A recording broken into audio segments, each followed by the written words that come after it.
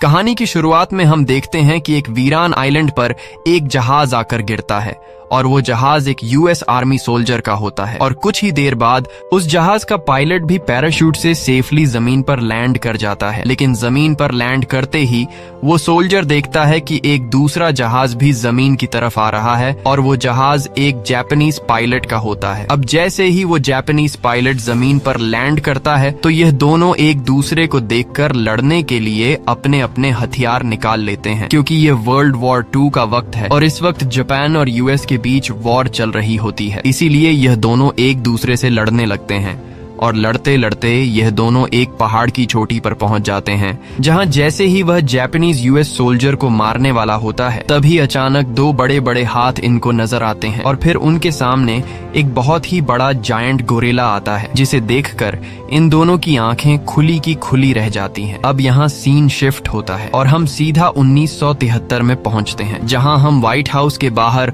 Monarch company के head को देखते हैं जिसका नाम बिल है। और बिल यूएस गवर्नमेंट के एक सेनेटर के पास आता है और उससे एक आइलैंड पर जाने की परमिशन मांगता है। दरअसल बिल ने उस आइलैंड को ढूंढ लिया था जिसे हमने कहानी की शुरुआत में 2 सोल्जर्स को लैंड करते हुए देखा और बिल अब उस आइलैंड पर रिसर्च करने के लिए जाना चाहता है। लेकिन उस आइलैंड पर जाने के लिए बिल को एक आर्मी की टीम और पैसों की जरूरत थी, जिसके लिए बिल यूएस के एक सेनेटर से इस चीज की डिमांड करता है। लेकिन सेनेटर बिल को गवर्नमेंट की तरफ से रिसर्च करने के लिए आर्मी की टीम और पैसे देने से साफ इनकार कर देता है, क्योंकि सेनेटर को लग रहा था कि ये आइलैंड एक आम सा आइलैंड है, इसलिए उस आइलैंड पर रिसर्च करने के लिए किसी को पैसे देना फिजूल में पैसों को बर्बाद करना है। लेकिन यहाँ बिल सेनेटर को कुछ सबूत दिखाते हुए कहता है कि हमें इस आइलैंड पर कुछ ऐसे राज मिल सकते हैं जो आज तक दुनिया के सामने नहीं आए, और अगर हमने सबसे पहले उस आइलैंड के राज दुनिया के सामने लाए तो हम पैसों से मालामाल हो सकते हैं। साथ ही बिल सेनेटर को बताता है कि हमें जल्दी करना होगा, क्योंकि इस आइलैंड का राज रशिया को भी पता चल चुका है, इसलिए हमारे पास टाइम बहुत ही कम है। अगर हम पहले वहां नहीं गए तो रशिया की टीम हमसे पहले वहां पहुंचकर उस आइलैंड का फायदा उठा लेगी। ये सुनकर सेनेटर मान जाता है और बिल को उस आइलैंड पर जाने की इजाजत दे देता है, जिसके बाद बिल सेनेटर के ऑर्डर पर एक आर्मी टीम को उस आइलैंड पर ले जाने के लिए तैयार करता है, जिसके कैप्टन का नाम पैकर्ड होता है। साथ ही बिल एक ऐसे आदमी को अपनी टीम में शामिल करता है जो रास्ता बताने में माहिर होता है और इस आदमी का नाम जेम्स है। अब पूरी टीम तैयार होने के बाद यह लोग एक बड़े से शिप में बैठकर उस आइलैंड की तरफ निकल पड़ते हैं और शिप में बैठे हुए सभी सोल्जर समंदर के खूबसूरत नजारों को देखकर काफी ज्यादा खुश होते हैं। लेकिन इन्हें पता नहीं था कि इनकी ये खुशी जल्द ही मुसीबत में बदलने वाली है, क्योंकि जिस आइलैंड की तरफ ये लोग जा रहे हैं वह आइलैंड बहुत ही ज्यादा खतरनाक है। यहाँ इन लोगों ने अपनी टीम में एक फोटोग्राफर को भी शामिल किया होता है जो उस आइलैंड की फोटोज लेकर दुनिया के सामने ला सके, और इस फोटोग्राफर का नाम मेसन है। अब शिप से कुछ दूर सफर करने के बाद यह लोग उस आइलैंड के करीब पहुंच जाते हैं, जिसके बाद बिल आर्मी के टीम के कैप्टन को अपने पास बुलाता है और उससे कहता है कि आगे बहुत ही बड़ा तूफान है। अगर हम लोग शिप में बैठकर तूफान को पार करेंगे तो हम सबकी जान जा सकती है, इसलिए हम लोग शिप को यहीं पर छोड़कर हेलीकॉप्टर के जरिए तूफान को पार करके इस आइलैंड पर पहुंचेंगे। अब कोई दूसरा रास्ता न होने पर आर्मी की टीम का कैप्टन मान जाता है और फिर यह लोग कई सारे हेलीकॉप्टर में बैठकर उस तूफान की तरफ निकल पड़ते हैं। और जैसे ही यह लोग तूफान के बीच में पहुंचते हैं तो वहां तेज हवाएं चल रही होती हैं, जिससे उनके हेलीकॉप्टर्स जोर के झटके खाने लगते हैं और साथ ही उन पर आसमानी बिजली भी गिरने लगती है। लेकिन यह लोग जैसे तैसे करके उस तूफान को पार करके निकल आते हैं और तूफान से निकलने के बाद यह लोग जो नजारा देखते हैं उस नजारे को देखकर इनकी आंखें खुली की खुली रह जाती हैं, क्योंकि इनके सामने एक बहुत ही खूबसूरत हरा भरा आइलैंड था जो आज से पहले इन लोगों ने कभी नहीं देखा था। अब आइलैंड पर पहुंचने के बाद यह लोग अपना काम शुरू कर देते हैं और फिर ये लोग नीचे आइलैंड पर बॉम्ब फेंकने लगते हैं ताकि इन्हें पता चल सके कि नीचे खोखली जमीन है या फिर नहीं। लेकिन इनके बम फेंकने से जमीन पर काफी बड़े ब्लास्ट होने लगते हैं, जिससे कई सारे जानवर मारे जाते हैं। मगर इन लोगों को इस चीज की बिल्कुल भी परवाह नहीं थी और यह देखकर यह सभी लोग काफी खुश हो रहे थे। और तभी कोई अनजान चीज एक बड़ा पेड़ इनके एक हेलीकॉप्टर पर फेंक देता है, जिससे वह हेलीकॉप्टर क्रैश हो जाता है। यह देखकर सभी लोग काफी ज्यादा घबरा जाते हैं और यह पता लगाने की कोशिश कर ही रहे होते हैं कि आखिर इतना बड़ा पेड़ किसने जड़ से उखाड़ कर हम पर फेंका। कि तभी एक बड़ा सा हाथ आकर इनके एक दूसरे हेलीकॉप्टर को भी खिलौने की तरह क्रैश कर देता है। और फिर ये लोग कुछ ऐसा देखते हैं जिससे इनके होश उड़ जाते हैं, क्योंकि इनके सामने एक बहुत ही बड़ा गोरिल्ला खड़ा होता है जिसका नाम कॉन्ग है, और कॉन्ग यहाँ इस जंगल का राजा है। अब यहाँ कुछ देर के लिए कॉन्ग शांत हो जाता है और किसी को कुछ भी नुकसान नहीं पहुंचाता, जैसे वो आर्मी से कह रहा हो कि तुम लोग यहाँ पर बम मत गिराओ और मैं तुम लोगों को कुछ नहीं कहूंगा। लेकिन आर्मी का कैप्टन कॉन्ग को हल्के में लेकर अपने टीम वालों को कॉन्ग पर फायर करने का ऑर्डर देता है, जिसके बाद आर्मी हेलीकॉप्टर से कॉन्ग पर गोलियां चलाने लगती हैं, लेकिन गोलियों से कॉन्ग को कुछ फर्क नहीं पड़ता। और फिर कॉन्ग गुस्सा होकर हेलीकॉप्टर्स पर हमला कर देता है और कई हेलीकॉप्टर को क्रैश करके नीचे गिरा देता है। अब सभी हेलीकॉप्टर्स को क्रैश करने के बाद कॉन्ग वहां से जाने लगता है, लेकिन यहाँ आर्मी के टीम का कैप्टन काफी गुस्से से कॉन्ग को देख रहा होता है, क्योंकि कॉन्ग उसके कई सारे साथियों को मारकर चला गया और अब सभी लोग जंगल में यहाँ वहाँ बिखर चुके थे। जहाँ टीम का एक साथी जिसका नाम जेम्स है, जो यहाँ इन लोगों को रास्ता दिखाने के लिए आया है, उसे कुछ साथी मिल जाते हैं और फिर यह लोग अपनी ही एक अलग टीम बनाकर आगे बढ़ने लगते हैं। वहीं दूसरी तरफ कैप्टन सीधा जाकर बिल पर बंदूक तान देता है और उससे कहता है कि सच सच बताओ तुम हम लोगों को यहाँ पर क्यों लेकर आए हो। तब बिल उसे सारी सच्चाई बताता है कि आज से 30 साल पहले मैं अपने साथियों के साथ शिप में सवार था। तब रास्ता भटकने की वजह से हम लोग गलती से इस आइलैंड पर आ गए, लेकिन तभी एक बड़े मॉन्स्टर ने हमारे शिप पर हमला कर दिया, जिसमें शिप पर मौजूद मेरे सभी साथी मारे गए। बस मैं अकेला ही जिंदा बच गया और फिर वापस आकर मैंने गवर्नमेंट को इस आइलैंड के बारे में बताया, लेकिन किसी ने भी मेरी बात पर यकीन नहीं किया। और फिर मैंने खुद यह फैसला किया कि मैं इस आइलैंड पर जाऊंगा और इस आइलैंड की सारी सच्चाई दुनिया के सामने लाऊंगा, ताकि लोगों को पता चल सके कि अभी भी हमारी दुनिया में कुछ ऐसे बड़े जायंट क्रीचर्स हैं जो अगर हम तक पहुंच गए तो हम सभी की जान खतरे में पड़ सकती है। इसीलिए मैं गवर्नमेंट को बताना चाहता हूं कि जब ये मॉन्स्टर्स हम लोगों पर हमला करें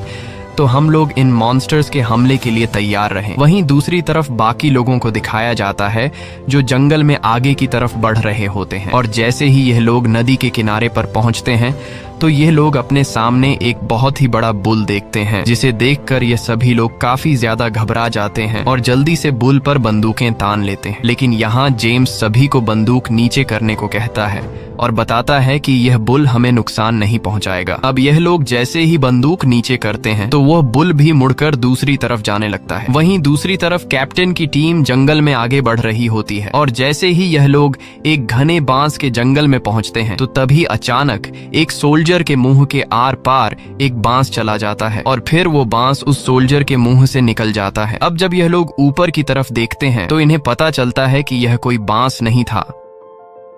बल्कि एक बहुत ही बड़ी जायंट मकड़ी का पैर था, और फिर वो मकड़ी इन लोगों पर हमला कर देती है। अब यह लोग खुद को बचाते हुए मकड़ी पर कई सारी गोलियां चलाते हैं, लेकिन बंदूक की गोलियों से मकड़ी को कुछ ज्यादा फर्क नहीं पड़ता। और फिर यहाँ कैप्टन अपने सोल्जर से कहता है कि मकड़ी के पैरों पर हमला करो। अब मकड़ी के पैरों पर वार करने की वजह से वो मकड़ी कमजोर होकर नीचे आने लगती है और मौके का फायदा उठाते हुए ये सभी लोग मकड़ी पर एक साथ फायरिंग करके उसे खत्म कर देते हैं। और यहाँ यह लोग समझ जाते हैं कि यह जंगल कोई आम जंगल नहीं, बल्कि यहाँ पर हर तरह के खतरनाक जानवर हैं। वहीं हम दूसरे ग्रुप को देखते हैं जो जंगल में आगे की तरफ बढ़ रहे होते हैं और कुछ दूर आगे जाने के बाद यह लोग एक गांव में पहुंच जाते हैं, लेकिन गांव में कोई भी नहीं होता। और यहाँ मेसन जब गांव की फोटो क्लिक कर रही होती है तभी उसे सामने दीवार में से एक आदमी दिखाई देता है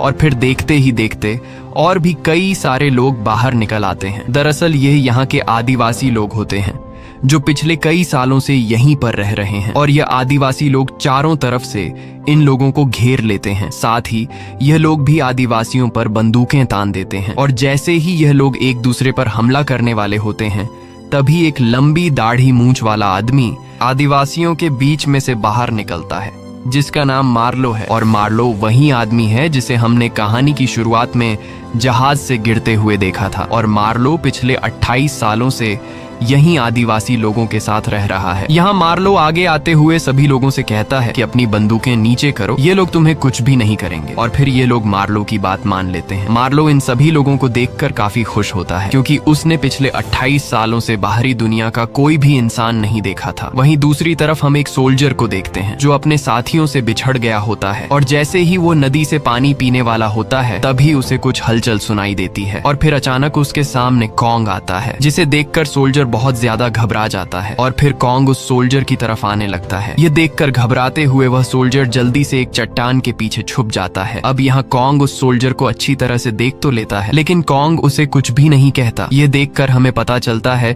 कि कॉन्ग बेवजह किसी को भी नहीं मारता। जिसके बाद कॉन्ग नीचे पानी में बैठ जाता है और अपने बाजू पर लगे हुए जख्म को देखने लगता है, जिससे कॉन्ग को काफी तकलीफ हो रही थी, और यह जख्म कॉन्ग को इंसानों ने दिया था। अब यहाँ कॉन्ग पानी उठाकर पीने लगता है कि तभी एक बड़ा सा ऑक्टोपस कॉन्ग को कमजोर होता हुआ समझकर उस पर हमला कर देता है और पूरी तरह से कॉन्ग पर लिपट जाता है। लेकिन यहाँ कॉन्ग अपने हाथ से उस ऑक्टोपस के सिर को दबाकर कुचल देता है और फिर उस ऑक्टोपस के एक टेंटिकल को काटकर खाने लगता है। इसके बाद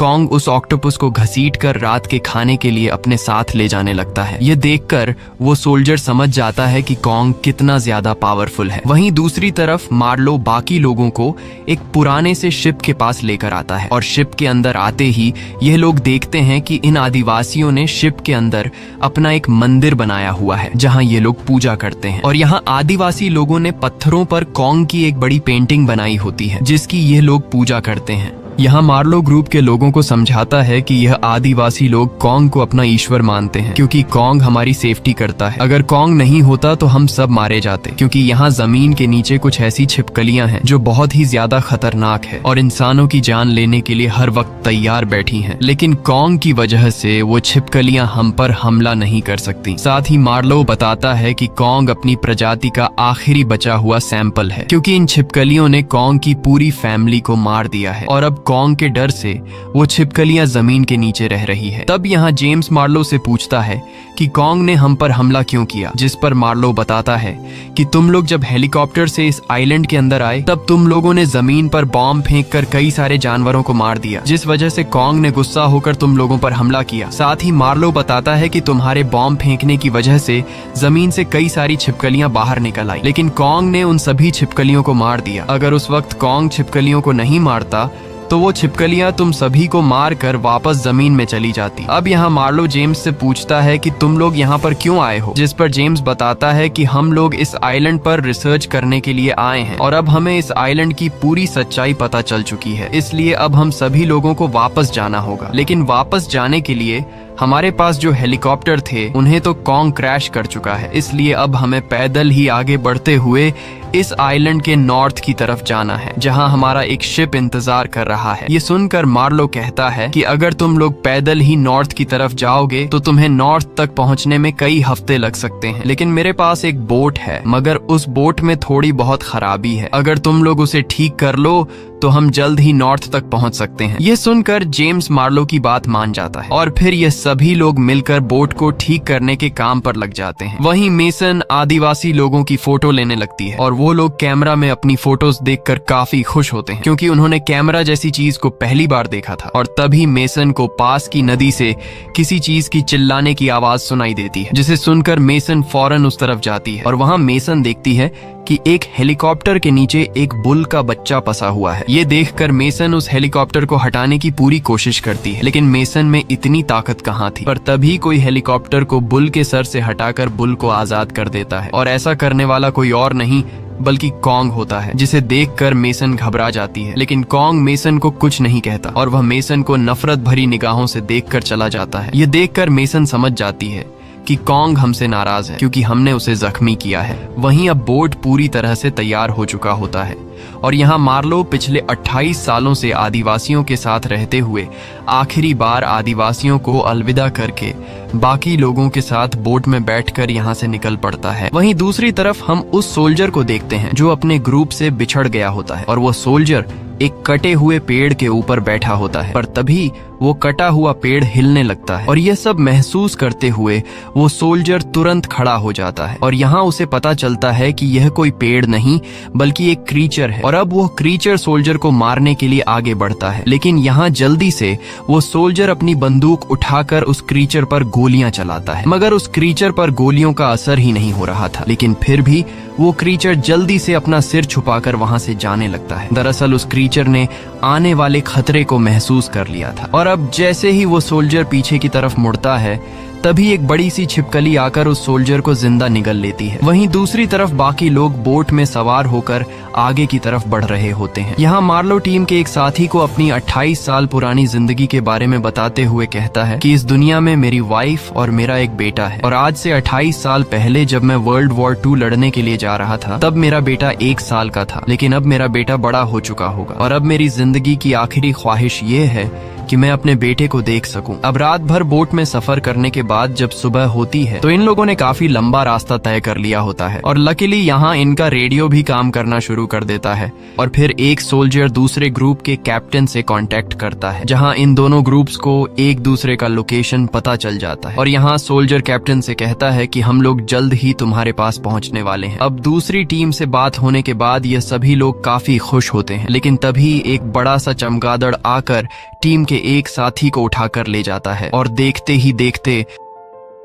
बोट पर मौजूद लोगों की आंखों के सामने चमगादड़ इनके साथी के टुकड़े टुकड़े कर देता है। यह देखकर सभी लोग काफी ज्यादा डर जाते हैं और फिर यह लोग बोट से आगे बढ़ते हुए नदी के किनारे पर बोट को खड़ी कर देते हैं, जिसके बाद यह लोग पैदल आगे का सफर तय करने लगते हैं और कुछ ही दूर आगे जाने के बाद यह लोग दूसरी टीम यानी कि कैप्टन के साथ मिल जाते हैं। अब सभी लोगों के इकट्ठा होने के बाद जेम्स कहता है कि हमें अब शिप की तरफ जाना होगा, लेकिन यहाँ कैप्टन वापस शिप पर जाने से इनकार कर देता है और कैप्टन कहता है कि मुझे वेस्ट की तरफ जाना है क्योंकि वहां पर मेरा एक सिपाही है जिसका नाम चैपमैन है। दरअसल कैप्टन नहीं जानता था कि चैपमैन अब मारा जा चुका है। अब यहाँ मार्लो कैप्टन को काफी समझाता है कि वेस्ट की तरफ मत जाओ क्योंकि वेस्ट में काफी सारी छिपकलियां हैं जो हमें देखते ही हमें मार देगी, लेकिन कैप्टन किसी भी कीमत पर अपने साथी को अकेले छोड़कर जाने वाला नहीं था, इसलिए अब न चाहते हुए बाकी लोग भी कैप्टन के साथ वेस्ट की तरफ जाने लगते हैं और फिर देखते ही देखते यह लोग वेस्ट में पहुंच जाते हैं, जहाँ इनके सामने एक बड़ा खुला मैदान आता है और उस मैदान में कई सारे बड़े जानवरों के स्कल्स पड़े हुए थे। यहाँ मार्लो सभी को बताता है कि यह स्कल्स कॉन्ग की फैमिली के हैं जिसे छिपकलियों ने मार दिया है और अब जब यह लोग उस जगह से गुजर रहे होते हैं तभी उन्हें काफी डरावनी आवाजें सुनाई देने लगती हैं, जिसे सुनकर यह लोग भागने लगते हैं और फिर ये लोग जल्दी से उन स्कल्स के पीछे छुप जाते हैं। तभी एक जायंट छिपकली वहां आती है और इनके करीब आकर वो छिपकली एक इंसानी खोपड़ी उगल देती है और उस खोपड़ी के साथ लगे हुए आर्मी के बैज पर नाम को देखकर जेम्स को पता चल जाता है कि यह उसी चैपमैन नामी सोल्जर की खोपड़ी है जिसे ढूंढने के लिए कैप्टन हम लोगों को यहाँ पर लाया है। अब यहाँ जैसे ही वो छिपकली दूसरी साइड पर जाती है तब मौके का फायदा उठाते हुए ये लोग जल्दी से वहां से भागने लगते हैं, लेकिन जल्द ही वो छिपकली इन लोगों की स्मेल को सूंघते हुए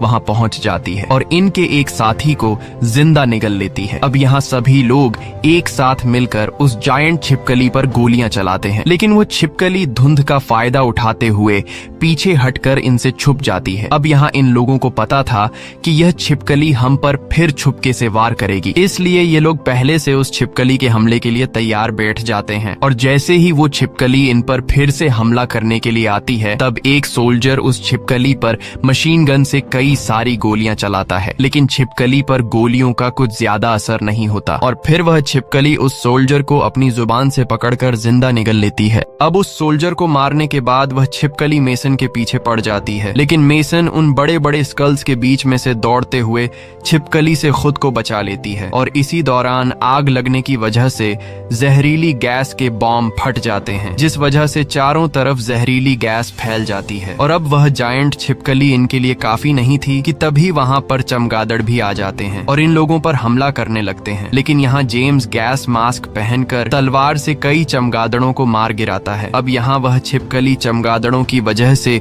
इन लोगों को परेशान होता देखकर मौके का फायदा उठाते हुए उन पर हमला करने लगती है। लेकिन यहाँ एक सोल्जर फायर गन से उस छिपकली पर आग बरसाने लगता है, जिससे वह छिपकली आग में जलकर मारी जाती है। अब छिपकली के खत्म होने के बाद यह सभी लोग इकट्ठा हो जाते हैं और सभी लोग यह डिसाइड करते हैं कि हमें अब इस आइलैंड से निकलकर अपने शिप की तरफ जाना होगा। लेकिन कैप्टन अभी भी नहीं मानता और कहता है कि मैं अपने साथी को ढूंढ के ही रहूंगा। तब जेम्स कैप्टन को उस सोल्जर का बैज दिखाते हुए कहता है कि तुम जिस सोल्जर को ढूंढ रहे हो वह मारा जा चुका है। यह सुनकर अब कैप्टन के पास और कोई भी बहाना नहीं बचता और यहाँ कैप्टन अपना असली चेहरा दिखाता है। दरअसल कैप्टन अपने सोल्जर को ढूंढने के लिए इन लोगों को यहाँ पर नहीं लाया था, बल्कि कैप्टन कॉन्ग को मारना चाहता था। और यहाँ कैप्टन बताता है कि कॉन्ग ने मेरे कई सारे सोल्जर्स को मारा है,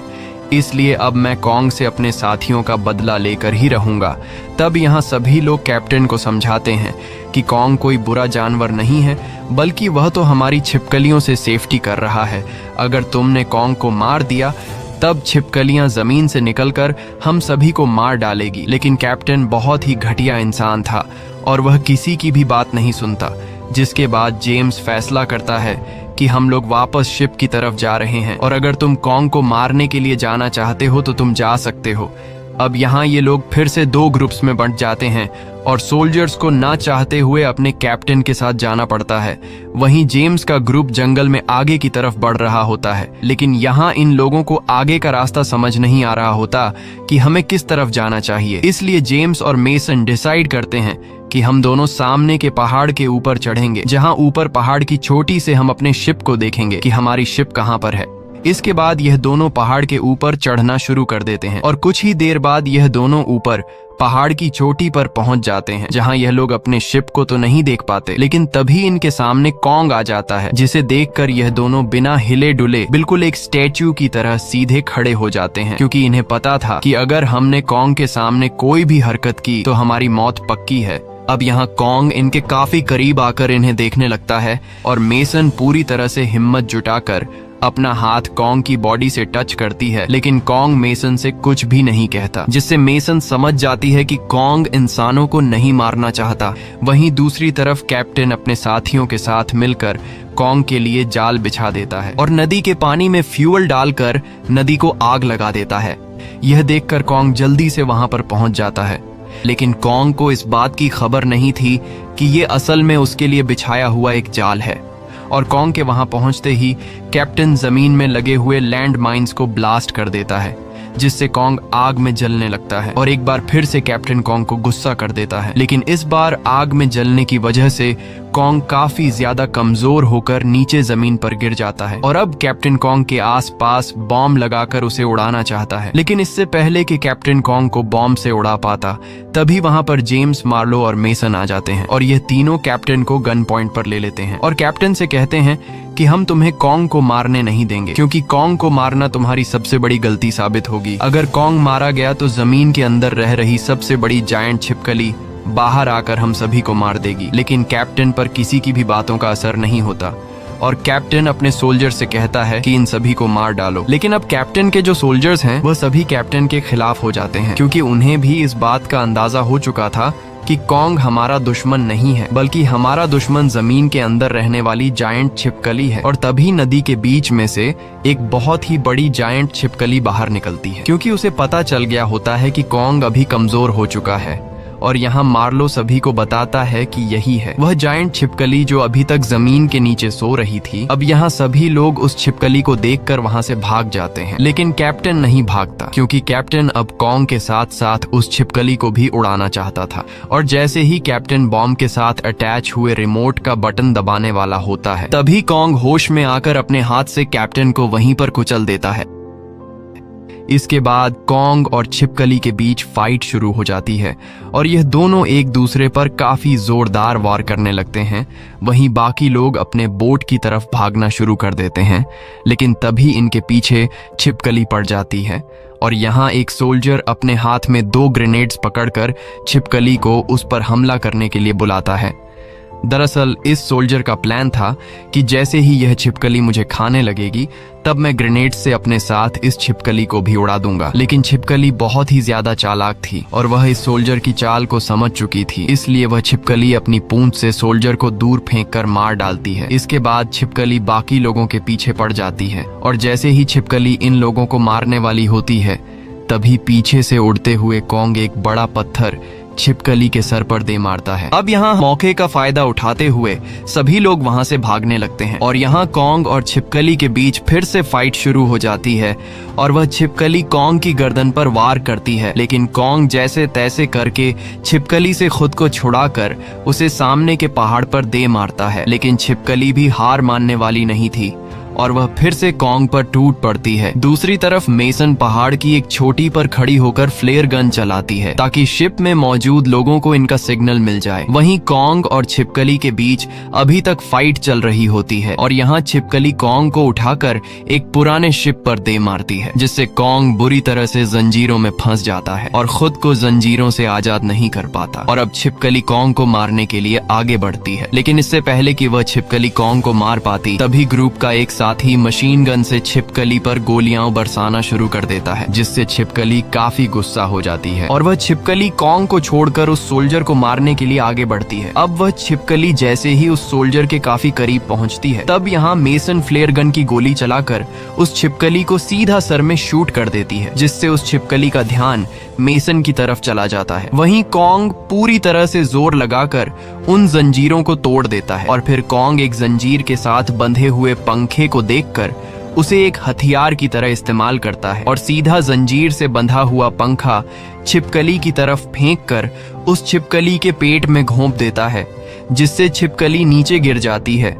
इसके बाद कॉन्ग फिर से छिपकली को उठाता है और सामने की चट्टान पर दे मारता है, लेकिन छिपकली के चट्टान से टकराने की वजह से मेसन नीचे पानी में गिर जाती है और पानी में डूबने लगती है। लेकिन इससे पहले कि मेसन पानी में डूबकर मारी जाती तभी कॉन्ग जल्दी से पानी में अपना हाथ डालकर मेसन को बचा लेता है और जैसे ही कॉन्ग मेसन को साइड पर रखने के लिए अपना हाथ खोलता है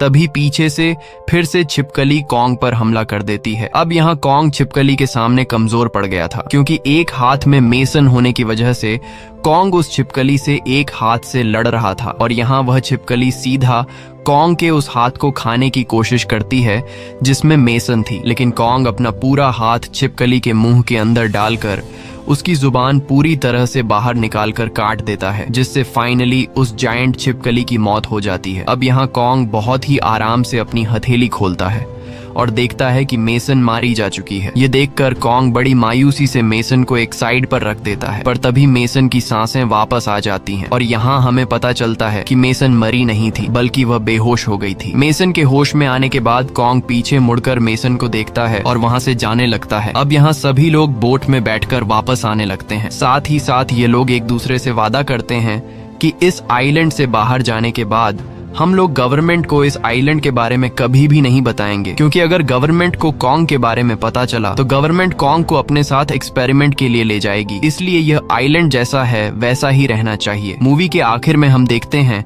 कि मार्लो अब पूरे 28 साल बाद अपने घर पहुंच जाता है। शुरू में मार्लो को लगा कि उसकी वाइफ उसे पहचान नहीं पाएगी, लेकिन पूरे 28 साल बाद मार्लो को देखते ही उसकी वाइफ उसे गले लगा लेती है। साथ ही 28 साल के गुजरने के बाद मार्लो का बेटा भी काफी बड़ा हो चुका था और मार्लो की जो अपने बेटे से मिलने की ख्वाहिश थी वह भी पूरी हो जाती है। इसी के साथ यह कहानी खत्म हो जाती है। अगर आपको ये वीडियो अच्छी लगी हो तो हमारे चैनल को सब्सक्राइब और वीडियो को लाइक जरूर कीजिएगा।